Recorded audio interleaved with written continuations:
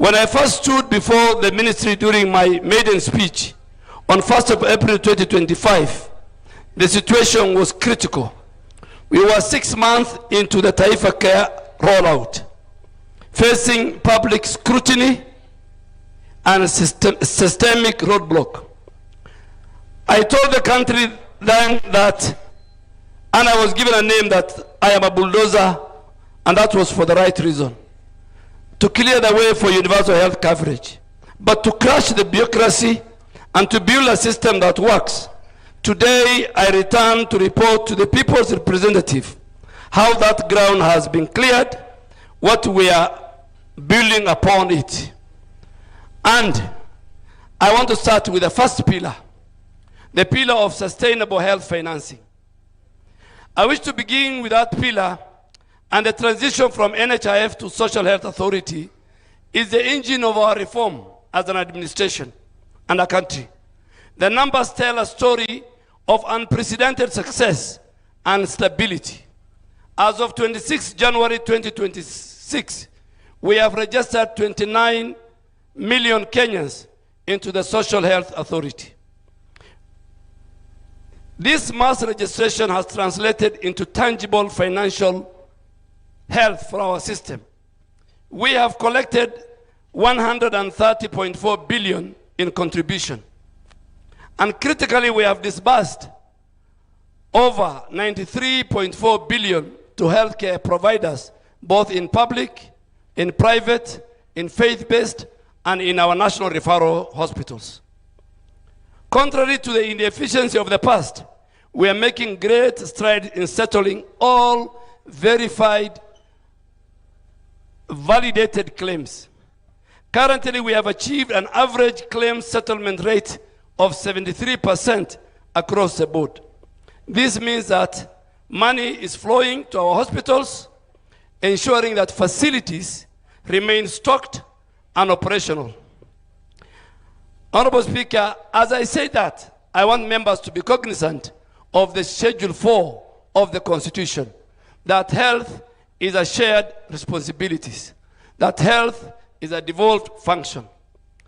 A key component of this financing model was the realization through this House of the free primary health care, which has never happened in our country before.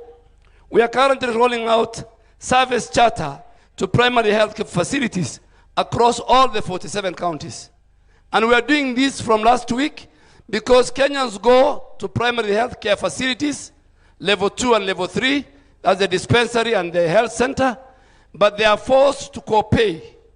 It's supposed to be walk in and walk out. So we have created now a charter, a green label charter, which we are going to fix, and we have started with the Bomet last week. We will fix it in every level 2 and level 3 public, private, and faith-based health facilities. This charter, and I want to highlight that Bomet Health Center, which has the distinction of being the first facility to successfully roll out this charter.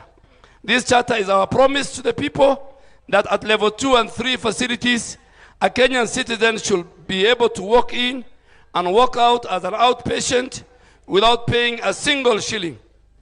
We have already seen 800 million Kenyans have accessed services at the Primary Health Care Fund, proving that when financial barriers are removed, our people will seek care early, preventing complications and saving lives. To ensure that this safety net covers everyone, including Mama Mboga and Boda Boda riders, Honorable Speaker, in June of 2025, during Madaraka Day in Homa Bay, President Ruto launched the Lipa Sha Pole Pole initiative. We understood that the informality of our economy requires flexibility. This innovative payment model allows Kenyans in the informal sector to make a small, manageable contribution towards their health cover rather than a lump sum. This has democratized access to insurance, ensuring that economic status is no longer a barrier to quality health care. We are currently having over 410,011 active payers utilizing this SHA Lipa Pole Pole. And so far they have contributed over 1.4 billion, a clear indication that Kenyans are willing to pay for their health when given a dignified option. We are also committed, Honorable Speaker and members, to ensuring that the most vulnerable among us are not left behind. The national government is currently sponsoring over 558,000 indigent households, picked from the social health protection data in all our villages and all our counties and constituencies. And those 558,000 indigent households are having the Social Health Insurance Fund premium cover. I must also commend a number of counties, and one of the most best counties, Muranga County, which has set a gold standard by fully meeting its statutory obligation and sponsoring over 38,000 indigent households and remitting their full annual premium of the SHIF. And we asked more other counties, Makueni County, Kisumu County, most of our other counties are also preparing their list between 10,000 to 20,000 indigents so that they can pay for. Honorable Speaker, furthermore, through the through the national government, CDF, a number of members of parliament have paid for indigents from their constituencies. And you can see the list here. And there are more that we are going to post. And I have asked the CEO, Honorable Deputy Speaker, representing a number of our women rep, has also submitted the list.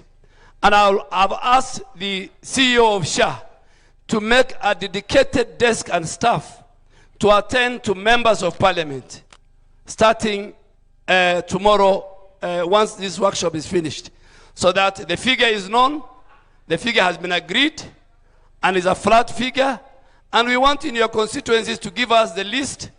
If you tell us to pick it from the database, we will pick it from the database, social protection, but we want our members of parliament, and they have been doing it even before. But right now, because members are asking me, how do we do it? I have directed SHA, now that they have a skeleton staff, to dedicate a specific desk that, and even come to parliament. The clerk of the National Assembly, through the speaker, can even give us a room within parliament where the SHA members can be accessed by members of parliament.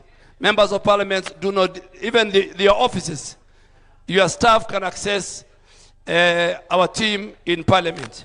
But we really want.